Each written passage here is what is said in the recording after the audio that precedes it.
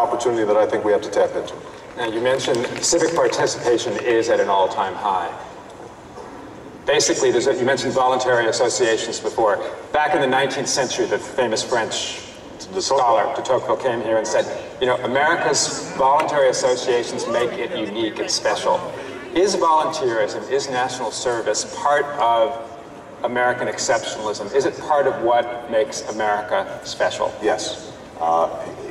We have always balanced the tradition of individual responsibility and self-reliance with notions of community and love for country, in part because of voluntary associations. What it's done is it's allowed people to exercise the freedom to determine the direction of their communities, but still recognizing that we are part of a common project of creating a better life for the next generation. And that's something that's been lost. But what we're seeing in this campaign is it's something that people want to restore. And it requires responsibilities. I mean, part of what is interesting about our campaign, for example, is that when young people come in, we work them like dogs. I mean, and they are given big responsibilities.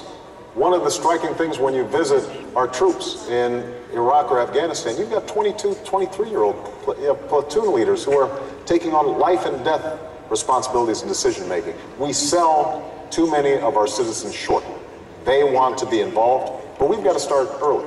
And that's part of the reason why I want to make sure that we've got opportunities in high school, we've got opportunities in college, that we help schools create a civic education system that involves community service so that these values are transmitted to the next generation. And I think parents would be thrilled to have their kids turn off the video game and get out there and do something, and you know what? It turns out the kids would appreciate it as well. Is there a president or an administration that would be a model for you? I mean, everybody talks about what John Kennedy asked the country to do, but John Kennedy or any other president? Well, look, I think what Kennedy did at a time of enormous change was to look out into the horizon and say, this is where America needs to go.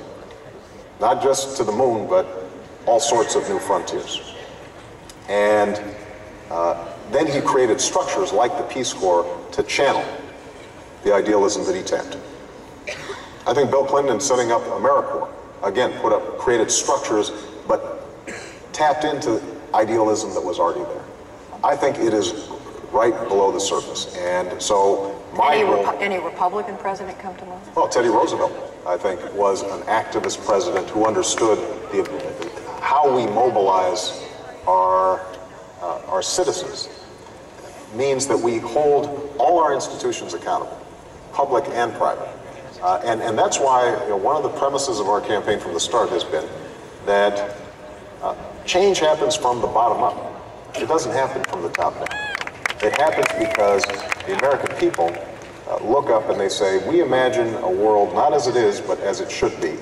And we are willing to roll up our sleeves and put in the hard work to change this country, block by block, neighborhood by neighborhood, state by state. And that, I think, is the kind of president I would like to be, is one that inspires more of that feeling and provides the avenues to express it.